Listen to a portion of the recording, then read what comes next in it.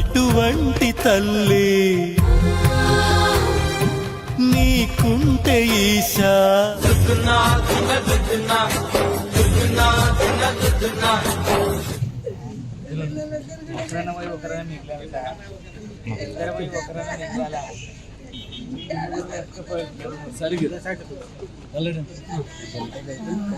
మీ దగ్గరికి వస్తే letter కొట్టించారు sir, మీరే ఇచ్చారు మా అన్న ఈయన మా గల్లీ కౌన్సిలర్ అన్న అది పటేల్ పార్టీని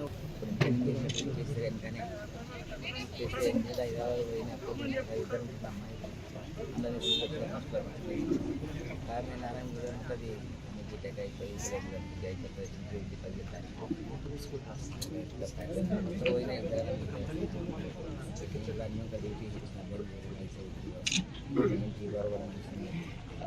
machine operate second sources card మామూలు ఇతర క్యాపిటల్ గురించి ఈసారి ఎగ్జామ్ అయిపోయింది 2 నెలలు అయితే ఎగ్జామ్ సంబంధం పెద్ద ఆల్రెడీ కొట్టప్పుడు భుజం కొట్టి చెల్లిపోయింది సార్. నాకు అందరూ డొక్కుబాస్ ఎక్కిస్తున్న గౌడు అంటే వేరే ఉండే ఆయన గౌడ్తో ప్రాణం చెప్పాడు, ఏం కాదు గౌడు ఏమవుతుంది అని ఎప్పటికి వస్తారు కదా ఆంటీ ఎగ్జామ్ అయితే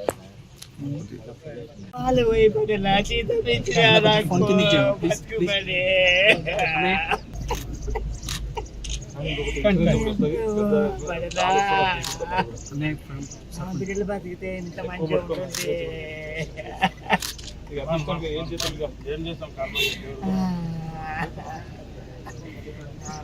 రాదు సార్, ఇంతమంది నా పిల్లలు డ్రెస్సులు వేస్తున్నా సార్, ఇంకేసి పొట్టు పెట్టిస్తారు రీ బండి పెడితే పార్టీ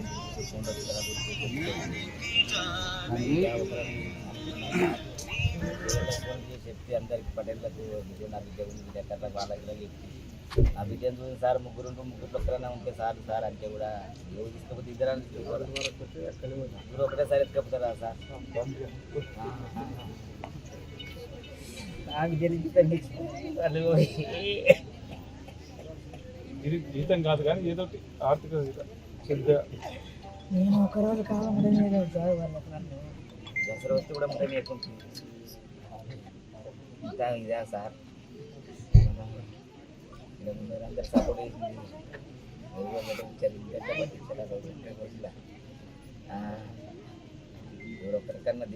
ఏదైతే మీర్జాపూర్ కాడ జరిగినటువంటి సంఘటన చాలా దురదృష్టకరం. అలాంటి సంఘటన ఎప్పుడు కూడా జరగొద్దు. ఆ సంఘటనలో తాండూరు నియోజకవర్గ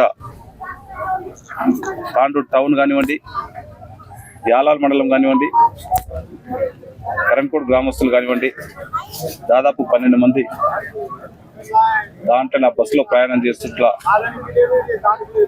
యాక్సిడెంట్ లో బాధాకరమైనటువంటి సంఘటన జరగడం,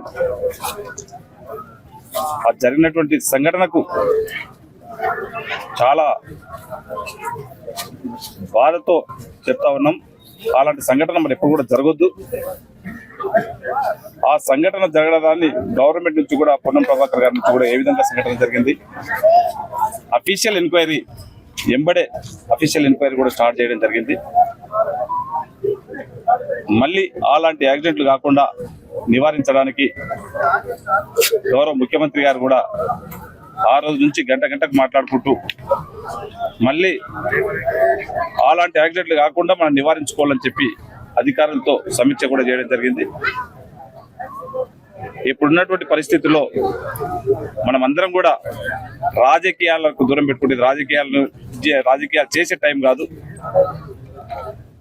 ఉన్నటువంటి వాళ్ళకు పోయినటువంటి కుటుంబాలకు మనం భరోసా ఇవ్వాల్సినటువంటి అవసరం ఉన్నది. అందుకనే గవర్నమెంట్ నుంచి ఎంబడే వారికి తోచినటువంటి ఆర్థిక సాయాన్ని కొద్ది గొప్పను ఈరోజు గవర్నమెంట్ నుంచి ఒక 5 లక్షల రూపాయలు, ఆర్టీసీ నుంచి ఒక 2 లక్షల రూపాయలు, మిగతాది ఇన్సూరెన్స్ మేము ఇప్పుడే ఆర్టీఏ మన వెంకటరెడ్డి గారు ఆర్టీఏ వాళ్ళు రోడ్ ట్రాన్స్పోర్ట్ వాళ్ళు కూడా వచ్చి రావడం జరిగింది.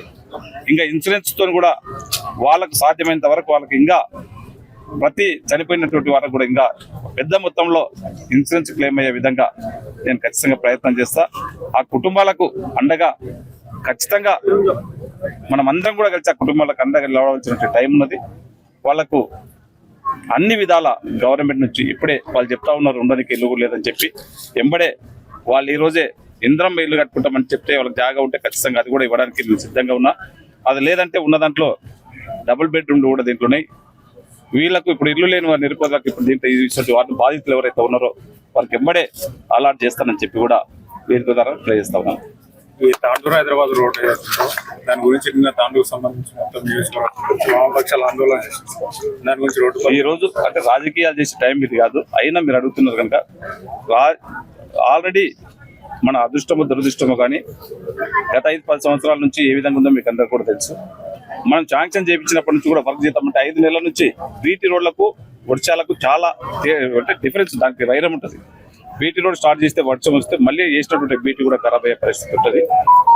కంటిన్యూ 5 months నుంచి రోజు వర్షం పడి కొద్దిగా రోడ్లు స్టార్ట్ చేయడానికి ఇబ్బందికరంగా అయితే ఉన్నది. అయినా సరే మినిమం ఈ 3 months లో తాండూరు వికారాబాద్ రోడ్డు ఖచ్చితంగా మంచి రోడ్లు చేసే బాధ్యత ఖచ్చితంగా నేను తీసుకుంటూ వార్ ఫుట్టింగ్ గా రోజు వాళ్ళతో మాట్లాడుకుంటూ వాట్సాప్ గ్రూప్ నేను పెట్టుకుంటూ అధికారులను అందరూ కూడా రోడ్లపైనే ఉంచి ఆ రోడ్లు కంప్లీట్ చేపిస్తా ఉన్నాం. ఆ రోడ్లు కంప్లీట్ చేపించే బాధ్యత నేను తీసుకొని ఖచ్చితంగా చేపిస్తానని కూడా గౌరవ ముఖ్యమంత్రి గారు కూడా నిన్న మాట్లాడడం జరిగింది. తను కూడా మీకు ఏ ఇబ్బంది లేకుండా అన్ని రోడ్లని కంప్లీట్ చేస్తామని చెప్పిండ్రు. వారి మాటగా మీకు అందరు కూడా తాండూరు వికారాబాద్ తొందరగానే కంప్లీట్ చేపిస్తాం. ప్రమాదానికి గురైన బస్సుకు 54 మంది కెపాసిటీ, 72 మంది ఉన్నారు. అయితే ఇన్సూరెన్స్ వాళ్ళు కూడా 54 సీట్లకే వేసారట, మిగతా వాళ్ళకి ఏ విధంగా ఉంది. అందుకనే గవర్నమెంట్ నుంచే ఒక అఫీషియల్ ఎంక్వైరీ చేస్తా ఉన్నారు. దాంట్లో ఏం చేద్దాము, చనిపోయినటువంటి వారికి ఏం చేయాలా, దెబ్బలాకినటువంటి వారికి ఏం చేయాలా, ఇన్సూరెన్స్ ఏ విధంగా క్లెయిమ్ చేసుకోవాలని చెప్పి ఆ ఎంక్వైరీ రిపోర్ట్లో క్లియర్గా వస్తుంది. దాన్ని బట్టి అధికారులు, గవర్నమెంట్, గౌరవ ముఖ్యమంత్రి గారు, గౌరవ ఆర్టీసీ మినిస్టర్ గారు కూర్చొని ఖచ్చితంగా ప్రతి ఒక్కరికి లాభం జరిగే విధంగా ఎవరికి ఇబ్బంది జరగకుండా చేస్తారు.